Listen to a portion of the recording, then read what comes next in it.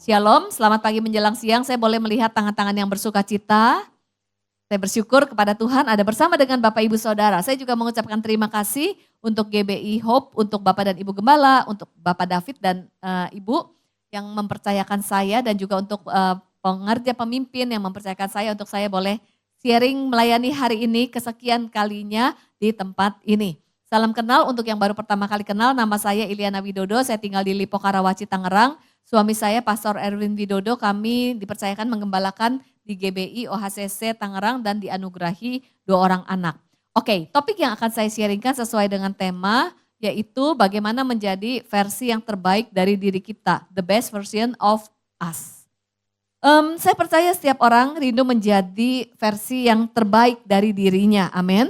Tapi dunia mendefinisikan versi yang terbaik sebagai yang lebih sukses, lebih kuat, lebih terkenal, lebih sempurna, lebih diterima, yang followernya lebih banyak, yang like-nya lebih banyak. Tetapi Tuhan melihat versi yang terbaik, the best version, secara berbeda. Versi terbaik dari diri kita bukan menjadi seperti yang dunia inginkan, tetapi ketika kita menjadi seperti pribadi yang Tuhan rancangkan. Itu sebabnya kita melihat firman Tuhan di Efesus 2 ayat 10, kita baca sama-sama ya, 2, 3. Karena kita ini buatan Allah, diciptakan dalam Kristus Yesus untuk melakukan pekerjaan baik yang dipersiapkan Allah sebelumnya. Ia mau kita hidup di dalamnya. Amin. Dari ayat ini kita lihat bahwa Tuhan tidak menciptakan kita asal-asalan dan bukan kebetulan. Ketika Tuhan menciptakan kita, ada identitas yang Tuhan taruh di dalam diri kita. Kemudian juga ada potensi, ada talenta yang Tuhan berikan.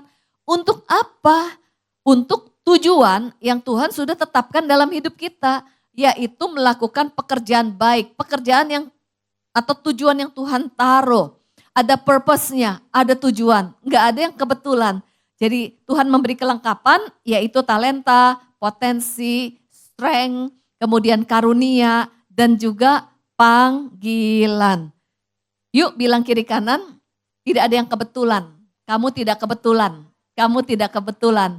Tuhan punya tujuan. Lalu bilang sama diri sendiri, yuk taruh tangan kanan kita di diri kita. Saya tidak kebetulan, Tuhan punya tujuan dalam hidup saya, amin. Tetapi perjalanan menjadi versi yang terbaik bukanlah instan atau otomatis, melainkan sebuah perjalanan dan proses. Apa saja kita dibentuk, lalu kita dipulihkan, lalu dimurnikan dan ditransformasi oleh Tuhan. Amin. Tetapi seringkali ada penghalang dalam diri kita. Dan penghalang yang terbesar bukanlah dari luar, melainkan dari dalam diri kita tanpa sadar. Kita sendiri yang sering mensabotase proses itu. Jadi kita ada sabotase diri. Katakan sama-sama sabotase diri. Sabotase diri ini menghalangi proses di dalam kehidupan kita. Dan itu dari dalam diri kita sendiri. Ibaratnya kalau kita melakukan peperangan, justru musuh yang terbesar, yang berbahaya itu adalah menaklukkan siapa? Diri sendiri. Dan yang paling berbahaya yang tidak disadari. Jadi inilah sabotase diri di dalam diri kita sendiri. Jadi pertanyaannya, apa sih istilah sabotase diri? Saya bacakan ya. Sabotase diri adalah seperti pola pikir, pola emosi, atau respon. Ataupun luka dan kebiasaan yang tanpa sadar menghalangi kita bertumbuh menjadi pribadi yang Tuhan rancangkan. Itu sabotase diri dari diri kita sendiri. Kenapa kita memiliki sabotase diri? Why? Kenapa? Penyebabnya? Akarnya kenapa? Kita sering mensabotase diri. Ada 3 penyebab. Yang pertama adalah dosa, yang kedua adalah luka masa lalu, yang ketiga adalah standar dunia. Yuk kita lihat, yang pertama adalah dosa. Kita ini lahir dari natur dosa. Jadi kita manusia berdosa yang memiliki natur dosa. Ketika Tuhan menciptakan manusia serupa dengan gambar Allah. Menurut image Tuhan atau serupa dengan gambar Allah. Lalu hubungan manusia dengan Tuhan di Taman Eden itu adalah hubungan yang dekat, dikasihi dan mengasihi. Kemudian manusia merasa aman. Tetapi manusia jatuh dalam dosa, melanggar perintah Tuhan, Adam dan Hawa melanggar perintah Tuhan dan jatuh dalam dosa. Sejak manusia jatuh dalam dosa, manusia lupa bahwa dirinya segambar dengan Tuhan. Manusia lupa bahwa dirinya dikasihi dan berharga. Hilang kesadaran bahwa dirinya dikasihi dan berharga. Identitasnya juga terluka, lupa akan identitas dirinya. Sehingga manusia cenderung mencari dan mengisi keberhargaan dari luar. Karena manusia lupa bahwa dia dikasihi. Jadi manusia hidup dalam rasa tidak aman atau insecurity. Kemudian juga ketika manusia jatuh dalam dosa, manusia terputus koneksinya dengan Tuhan. Sehingga di dalam hati manusia ada kebutuhan dikasihi, kebutuhan haus akan penghargaan, kebutuhan haus akan penerimaan, dan mencarinya dari luar. Dan tanpa sadar manusia menjangkarkan hidupnya terhadap sesuatu yang di luar. Bukan dari Tuhan, karena terputus hubungan dengan Tuhan. Dan karena natur dosa, maka kecenderungan manusia, kita semua self-centered. Hidup egois, tujuannya adalah untuk diri sendiri. Sulit bagi manusia, hampir dikatakan hati manusia tidak ada yang murni dan tulus untuk Tuhan ataupun untuk jiwa-jiwa. Karena dosa, manusia cenderung self-centered, tapi gak sadar. Makanya Daud berdoa, selidikilah hatiku dan batinku. Apakah hati kita tertuju kepada Tuhan atau jangan-jangan self-centered. Lalu karena kita sadar kita manusia yang berdosa, motivasi kita cenderung tidak murni karena egois dan self-centered. Disinilah kita menyadari karena keberdosaan kita manusia yang terbatas dan kita membutuhkan Tuhan mentransformasi hati kita, hidup kita dan memurnikan motivasi kita membutuhkan Tuhan. Kita nggak sanggup dengan kekuatan kita sendiri. Yang pertama adalah karena dosa. Dan juga karena dosa, manusia cenderung menganggap diri lebih benar, menyalahkan orang lain, menyalahkan keadaan, memaksa orang lain menjadi seperti yang saya mau. Itu sebabnya terjadi konflik di dalam kehidupan kita karena natur dosa. Yang kedua adalah karena luka masa lalu. Setiap kita punya luka, namun sadar atau tidak sadar. Kenapa kita punya luka? Karena di dalam kehidupan kita ini hidup di dalam relasi dengan orang lain. Bayangin dari kecil kita dilahirkan, kita berelasi dengan keluarga kita, orang tua kita, dengan teman-teman. Sampai hari ini kita berelasi dalam pekerjaan, pelayanan. Saat kita berelasi dengan manusia yang tidak sempurna. Kalau kita berelasi dengan manusia yang tidak sempurna, manusia bisa salah. Karena manusia bisa melakukan kesalahan, jadi mau gak mau, suka gak suka, sengaja atau tidak sengaja, sepanjang hidup kita akan terluka ataupun melukai sengaja atau tidak sengaja. Namun ada yang sadar dan tidak sadar, ada luka yang diproses, dipulihkan, atau luka yang disimpan. Nah, luka masa lalu itu tersimpan, kalau tidak diproses tersimpan di dalam tangki hati kita. Apa saja yang bisa membuat kita terluka? Antara lain pola asuh orang tua. Mungkin orang tua yang menuntut, mengkritik, suka membandingkan, mengabaikan, dalam rumah yang konflik, atau kita dibesarkan di lingkungan yang membuli kita, atau kita pernah di-abuse, kita pernah dilecehkan, atau kita pernah trauma atau kehilangan. Jadi di dalam hidup kita bisa mengalami pengalaman yang menyenangkan dan juga pengalaman yang menyedihkan atau melukai. Ketika kita mengalami pengalaman yang menyenangkan, kita bisa bahagia, bisa happy. Tapi ketika mengalami pengalaman yang menyedihkan, kita bisa marah, kecewa, sedih, sakit hati, cemas, takut. Waktu kita merasa marah, kecewa, sakit hati, takut, emosi yang di hati kita itu bukanlah dosa. Karena Tuhan menciptakan kita dengan perasaan, Tuhan memberikan perasaan dan emosi. Jadi waktu kita marah, sakit hati, cemas, frustasi, kecewa, itu bukanlah dosa, tetapi kemarahan, kekecewaan, sakit hati yang nginep tidak diproses, itu menjadi sampah emosi yang menumpuk jadi kronis di hati kita, numpuk. Dan selama tidak diproses, ini akan terus menumpuk di hati kita. Bukankah firman Tuhan menuliskan apa yang dari hati terpancar perkataan dan perilaku. Perkataan kita jadi negatif, perilaku kita jadi melukai orang lain. Dan disinilah jadi ada perilaku yang berdosa karena hati kita menyimpan sampah emosi. Kita jadi konflik. Lalu apa yang terjadi? Kalau ini terus menumpuk, sampah emosi ini menumpuk, ini kan kapasitas hati kita. Ruang yang kosong jadi semakin sedikit, betul, semakin kecil. Ruang yang kosong ini adalah kapasitas kita untuk menampung apa yang Tuhan berikan dalam hidup kita. Bukankah dalam firman Tuhan kasih Tuhan selalu baru setiap pagi? Tuhan memberikan hikmat, kreativitas, ide-ide baru. Tapi kapasitas hati kita, kapasitas diri kita sempit. Karena banyak tumpukan emosi, sampah emosi yang tidak diproses. Itu sebabnya kita perlu meng-clear up, membersihkan. Lalu ketika ini menumpuk, pikiran kita jadi nggak jernih. Kita sulit menganalisa, kita sulit berpikir jernih. Dan selama ini tidak diproses,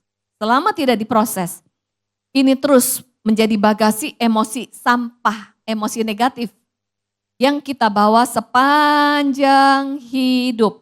Ibaratnya di Ibrani menuliskan kita ada di gelanggang pertandingan, tetapi membawa beban yang tidak diperlukan. Dan sepanjang hidup ketika tidak dibersihkan, ini tidak pernah bersih ketika tidak diproses. Panen rayanya di usia 60 tahun ke atas. Makanya ada yang semakin senior, yang sebenarnya semakin berhikmat membimbing generasi muda. Yang ada semakin senior, semakin bermasalah karena membawa tumpukan sampah emosi. Lalu ada yang gampang tersinggungan, dikit-dikit ngambek. Nah disinilah kita perlu memproses luka-luka masa lalu. Dan luka masa lalu juga itu akan mempengaruhi cara kita memandang diri kita sendiri. Ibaratnya, cara kita memandang diri kita sendiri yaitu bagaimana kita melihat diri kita. Contoh kayak saya bercermin. Waktu saya lihat diri saya, apakah sama seperti yang firman Tuhan katakan? Firman Tuhan kan bilang begini, kalau saya lihat diri saya sesuai firman Tuhan, Ili kamu berharga, kamu punya tujuan, Tuhan sudah taruh potensi. Tuhan mengasihi kamu Ili, Tuhan mengasihi tanpa syarat. Tapi seringkali kita lihat diri kita, aduh kamu jelek banget, kamu tuh gak punya tujuan. Bener juga kata orang, kamu gak guna. Jadi kita negatif terhadap diri sendiri. Identitas diri kita terluka. Kita jadi membangun identitas palsu. Itu sebabnya yuk kita perlu proses hati kita dan memulihkan luka. Kemudian penyebab yang ketiga sabotase diri adalah standar dunia. Dunia menekan kita untuk sempurna, sukses, hebat dari yang lain. Kemudian kesuksesan versi dunia yaitu popularitas. Lalu yang punya banyak uang. Kesuksesan versi dunia statusnya tinggi, followernya banyak, yang like banyak. Kemudian kita membandingkan diri dengan standar dunia. Dan akhirnya kita mengejar apa yang dunia kejar, bukan mengejar apa panggilan Tuhan dalam hidup kita. Kita jadi salah fokus, kita jadi salah arah. Memang dunia itu melihat tampak luar. Dunia lebih menghargai orang yang punya posisi. Dunia lebih menghargai orang yang punya kepemilikan banyak. Siapa sih yang gak senang di posisi ini, betul gak? Makanya orang berlomba-lomba mencari posisi ini. Bahkan dengan cara yang tidak berintegritas. Bukan mengejar apa panggilan Tuhan dan kehendak Tuhan dalam hidupnya. Itu mensabotase diri kita dari versi yang terbaik yang Tuhan rancangan, kita mengikuti versi dunia. Gimana dengan kita? Dan bagaimana sabotase diri bekerja di dalam diri kita? Yuk kita lihat di sini. Sabotase diri bekerja dalam 3 area di dalam diri kita. Yaitu MOP. Bilang sama-sama MOP. MOP. Oke, sama-sama ikuti saya ya. MOP. Yang pertama adalah myself. Tunjuk diri, taruh di sini. Myself, diri saya. Yang kedua adalah others. Others itu orang lain. Yang ketiga adalah purpose, tujuan.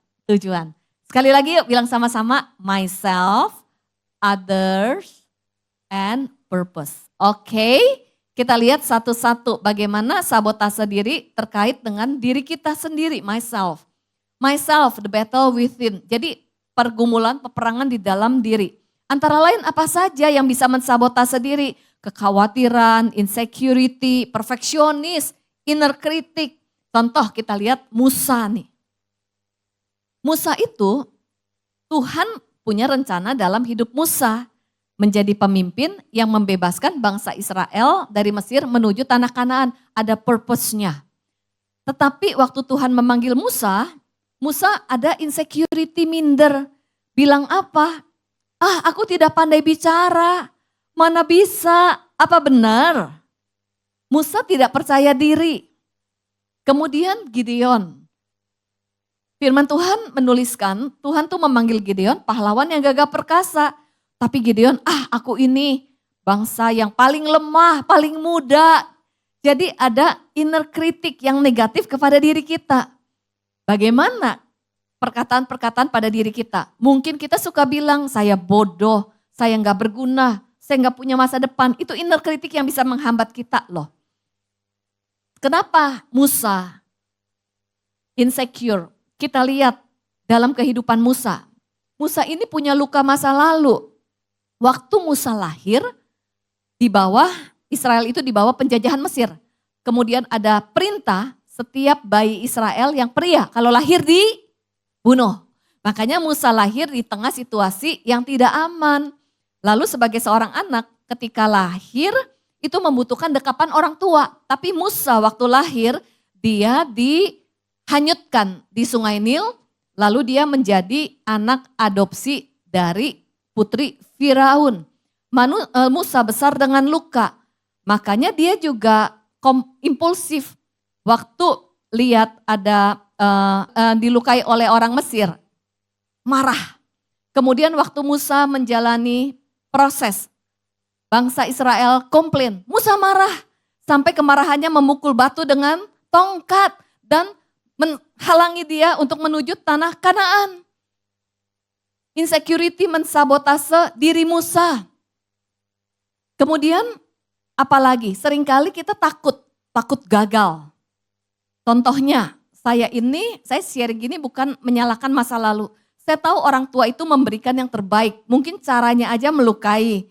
Saya ini anak sulung, Cici punya 4 adik. Kalau bertengkar yang ditegur dimarahin siapa? Dasar Cici gak bisa mengalah. Kalau di rumah berantakan dasar Cici gak bisa tanggung jawab. Lalu kalau misalnya nilai jelek, kok yang lain nilainya bagus dibanding-bandingkan. Nah itu yang sering saya dengar. Apa yang sering Bapak Ibu dan teman-teman dengar? Pesan apa yang sering didengar? Karena anak ini adalah penterjemah yang hebat. Tapi seringkali menerjemahkan dengan buruk. Jadi waktu saya dengar dasar Cici yang tidak bertanggung jawab, lalu saya menerjemahkan saya gagal. Akhirnya saya menjadi orang yang takut gagal dan minder banget.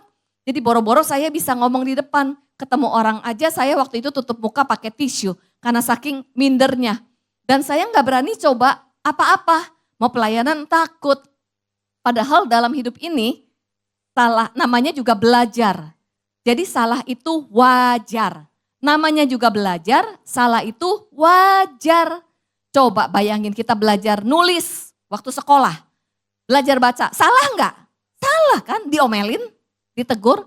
Kalau misalnya anak yang lagi belajar baca tulis bilang gini, daripada saya ditegur lebih baik saya nggak usah belajar dan lebih baik nggak usah bisa baca tulis daripada nanti ditegur. Aneh, bukankah seringkali kita mensabotase diri kita karena kita takut. Dan juga perfeksionis. Apa itu perfeksionis? Perfeksionis itu adalah orang yang pengen sempurna. Kenapa? Karena nggak mau salah. Makanya orang yang perfeksionis itu mensabotase diri. Karena ingin sempurna, ingin apa kata orang. Lalu menuntut orang lain juga lagi. Dan akhirnya konflik. Nah ini sabotase diri di dalam diri kita. Sekarang yang kedua adalah others. Kita bilang sama-sama others. Apa itu others? Others itu terkait bagaimana kita meresponi orang lain. Jadi penyebabnya bukan orang lain. Jangan salahin orang lain. Jangan bilang gara-gara dia. Jangan, bukan. Orang lain bisa melakukan apapun dalam hidup kita, tapi kita punya pilihan bereaksi atau berespon. Bereaksi atau berespon, kita punya pilihan. Orang lain bisa negatif, tapi kita punya pilihan untuk bitterness, tetap sakit hati. Atau berespon mengampuni. Contohnya apa saja yang terkait dengan orang lain. Iri hati dan juga membandingkan. Contohnya Saul. Saul itu Tuhan tuh udah berikan potensi. Tapi gara-gara Saul dengar wanita menyanyi, Saul mengalahkan beribu-ribu, Daud mengalahkan berlaksa-laksa. Saul jadi iri hati, hatinya terganggu.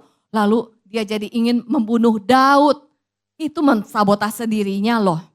Kemudian juga saya ingat tentang suka membandingkan diri. Beda dengan menjadi versi yang terbaik dari dirinya. Kita tuh suka kompetisi. Ada dua perusahaan A dan perusahaan B.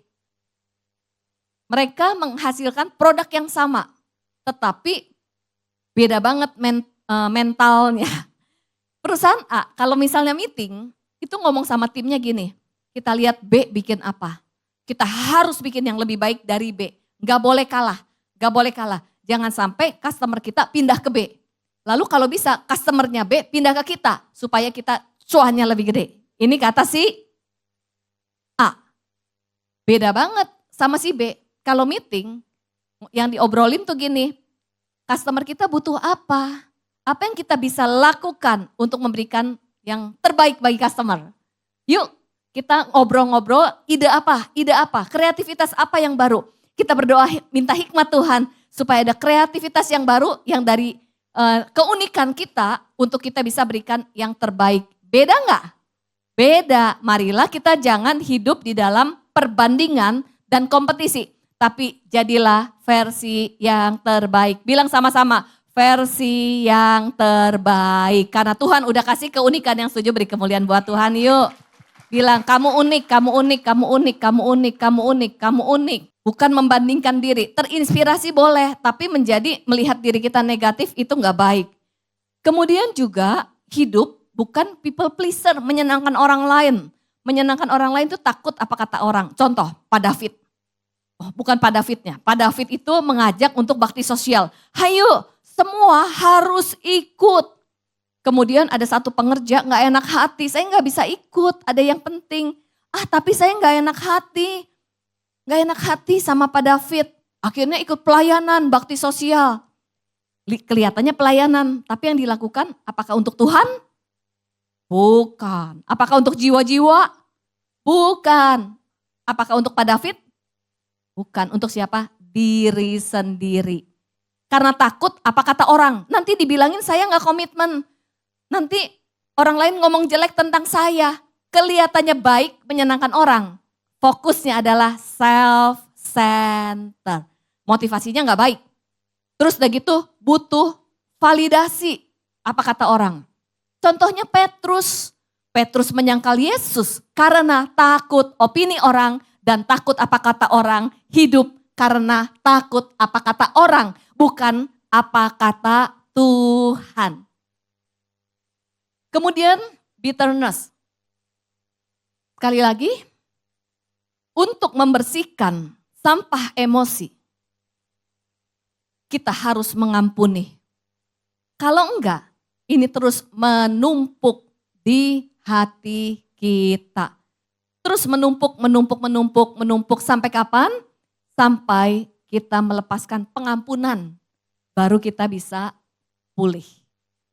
Yang pertama adalah myself, yang kedua adalah others, yang ketiga adalah purpose, tujuan hidup. Siapa yang percaya bahwa Tuhan punya tujuan dalam hidup kita? Tuhan sudah taruh tujuan dalam hidup kita. Tapi sering untuk perjalanan ke tujuan itu ada prosesnya. Betul? Ada perjalanannya, ada prosesnya.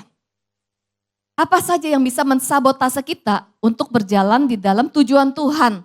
Antara lain adalah escape, melarikan diri. Contohnya Yunus. Kenapa Yunus melarikan diri? Karena kehendak Tuhan sama kehendak Yunus beda. Yunus maunya sendiri. Bukankah seringkali kita mau-maunya sendiri gitu ya? Jadi kita ya udah deh gak usah gitu. Atau kita juga hidup di zona nyaman. Hidup di zona nyaman itu gak mau susah. Ngapain pelayanan? Aduh ngapain sih capek-capek. Udah pelayanan terus gak dihargai pula. Ya gitu ya. Kemudian udah pelayanan dimanfaatkan juga. Puji Tuhan kita masih bisa bermanfaat, setuju? Ada banyak yang di zona nyaman. Tapi ada juga yang Tuhan tuh udah punya rancangan Tuhan dalam hidup kita. Proses. Lalu kita terluka, bitterness. Udah deh gak usah pelayanan, kecewa sama orang. Semua gereja sama saja gitu ya. Terus udah gitu akhirnya gak mau pelayanan. Makanya kalau kita melihat orang lain kita bisa seperti itu. Jadi yang kita lakukan adalah kita memandang Tuhan. Amin. Seringkali itu yang menghambat perjalanan hidup kita. Kemudian contohnya bangsa Israel. Bangsa Israel Tuhan tuh udah punya tujuan, tanah Kanaan. Tapi kan ke sana lewatin proses ada hambatan. Terus udah gitu, ketemu bangsa Mesir mengikuti. Udah gitu kelaparan, komplain. Jadi seberapa sering kita tuh komplain pada saat kita di dalam perjalanan menuju tujuan Tuhan dalam hidup kita. Kemudian ada lagi yang gak sabar. Jadi controlling to playing God. Playing God itu menjadi Tuhan, take over, ambil keputusan sendiri. Contohnya siapa? Abraham sama Sarah. Bukankah Tuhan udah taruh tujuan dalam hidupnya? Tujuan dalam hidupnya apa? Menjadi bapak segala bangsa. Kemudian juga akan melahirkan anak, tapi gak sabar. Akhirnya ambil keputusan sendiri, pakai cara sendiri, mengontrol hasilnya. Sulit untuk berserah, sulit mempercayakan masa depannya ke dalam tangan Tuhan. Siapa nih yang di sini suka controlling? Siapa-siapa dikontrol. Orang yang controlling tanpa sadar, take over pekerjaan Tuhan. Karena kita gak bisa berserah dan mempercayai Tuhan. Dan itu juga menimbulkan konflik pakai cara kita sendiri. Kemudian juga di dalam kompetensi. Seringkali kita tidak percaya diri, jadi kita nggak percaya dengan masa depan. Sekarang inilah 3 hal yang mensabotase diri. Yes, but how? Bagaimana cara mengatasinya?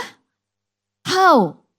Yang pertama, kita perlu menyadari bahwa Tuhan mengasihi kita. Yuk bilang sama-sama, Tuhan mengasihi saya. Tuhan mengasihi saya. Siapa yang percaya bahwa Tuhan mengasihi kita tanpa syarat? Yakinkah Tuhan mengasihi kita tanpa syarat? Yakin? Coba kita tes. Di sini siapa yang jomblo belum menikah? Oh, ada ya. Oke. Untuk yang sudah menikah, 1 hari kita dikasih kesempatan untuk adopsi anak dari panti asuhan. Lalu yang belum menikah, kita akan diberi kesempatan adopsi adik baru. Kemudian sama-sama kita ke panti asuhan. Mulailah memilih anak. Kira-kira udah sampai panti asuhan. Yang mana dipilih? Baju kotak-kotak atau baju merah? Regu A. Baju kotak-kotak atau merah? Merah. Regu B, kotak-kotak atau merah? Merah apa kotak-kotak yang dipilih untuk jadi anak? Merah. Kenapa? Tampangnya baik-baik, menyenangkan. Kalau yang ini kayaknya susah diatur ya. Marah-marah. Sekarang kalau pilih anak perempuan, yang mana diadopsi? Rambut lurus atau rambut keriting?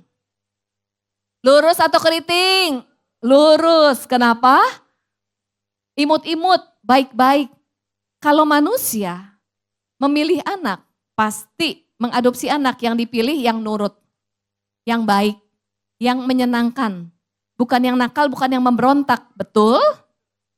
Bukankah dengan kematian Yesus di kayu salib, Allah Bapa di sorga mengadopsi kita menjadi anaknya. Bukan pada saat posisi manusia dalam baik-baik saja. Yesus mati di kayu salib saat manusia dalam dosa, manusia menyalibkan Tuhan, manusia memberontak, menolak Dia. Tapi Yesus tetap mati di kayu salib supaya kita diadopsi menjadi anak Allah Bapa di sorga. Bukan karena kita lebih baik dan bukan karena apa yang kita lakukan, tapi karena anugerah dan kasih-Nya. Amin. Kalau kita nggak sadar ini, saya melayani Tuhan. Saya pikir kalau saya melayani, saya akan lebih disayang Tuhan dibandingkan yang lain. Saya pikir kalau saya taat sama Tuhan, Tuhan akan lebih sayang saya dibandingkan orang yang tidak taat. Jadi saya melayani, saya taat supaya semakin Tuhan berkenan, semakin saya diberkati dan semakin saya banyak mujizat. Bukankah tujuannya adalah self-center? Tapi waktu saya sadar saya dikasihi, saya pelayanan atau tidak pelayanan, saya melakukan sesuatu atau tidak melakukan sesuatu, Tuhan sudah mengasihi saya dan kasih-Nya tidak bertambah dan tidak berkurang. Hanya karena apa yang saya lakukan, karena kasih Tuhan sempurna. Waktu saya sadar, saya dikasihi, maka ketika kita melayani bukan supaya, tapi ketika kita melayani karena mempersembahkan hati dan hidup sebagai bentuk ucapan syukur. Karena saya sadar saya dikasihi dan hidup saya adalah anugerah. Beda banget dengan kita bekerja, kita tak boleh gak sukses. Siapa bilang orang Kristen tidak boleh? Tapi yang membedakan, banyak orang tua ngajarin gini, kita harus sukses supaya tidak dihina. Kita harus sukses supaya dianggap. Kita harus sukses untuk membuktikan diri. Tujuannya self-center. Tapi berbeda, saya bekerja, sekolah, kuliah, melayani. Berusaha dan belajar memberikan yang terbaik. Karena sadar hidup ini adalah anugerah. Amin.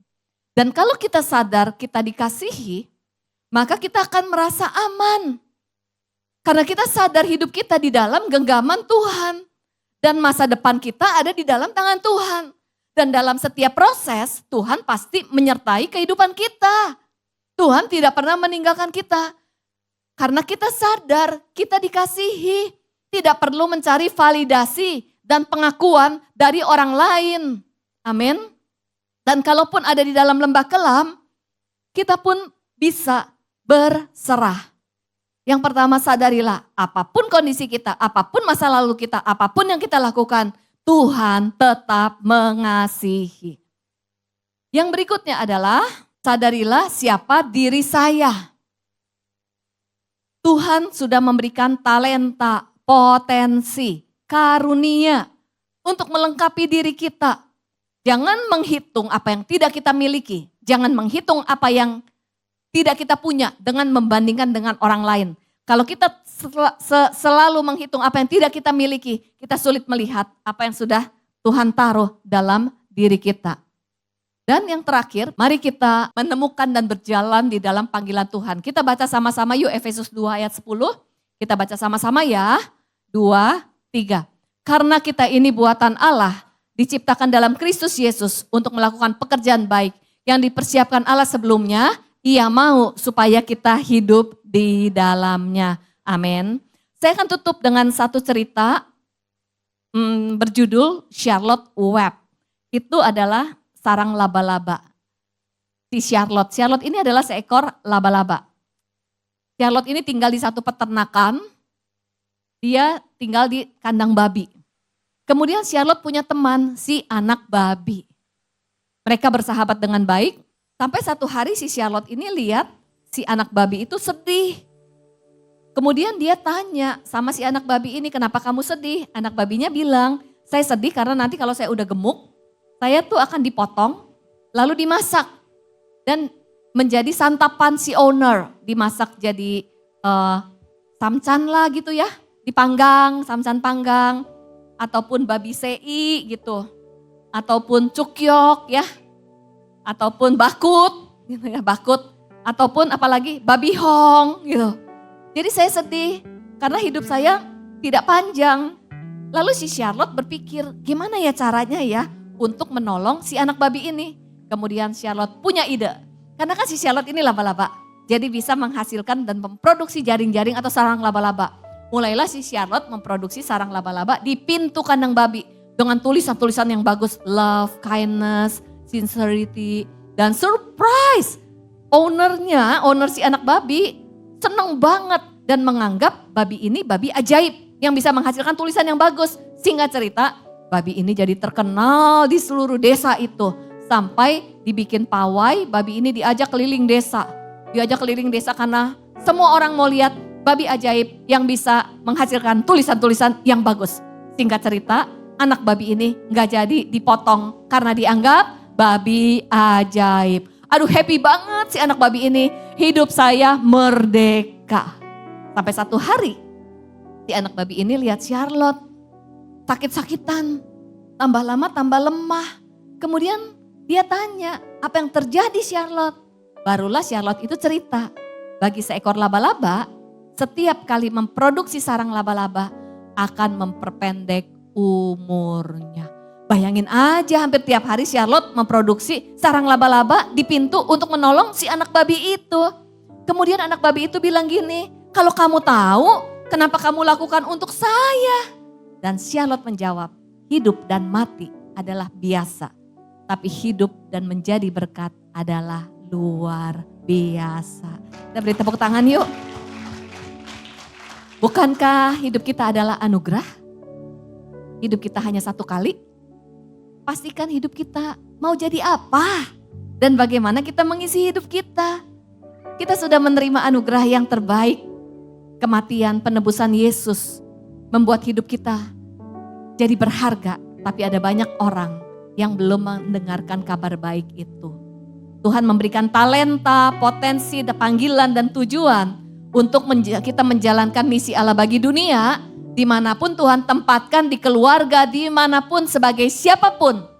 Untuk memberikan pengaruh yang baik, menjadi pelita yang bercahaya. Itu adalah isi hati Tuhan. Yuk saya menantang Bapak Ibu Saudara untuk kita bangkit berdiri. Kita naikkan pujian ini dari hati yang terdalam. Kita mau mempersembahkan hati kita dan hidup kita bagi Tuhan.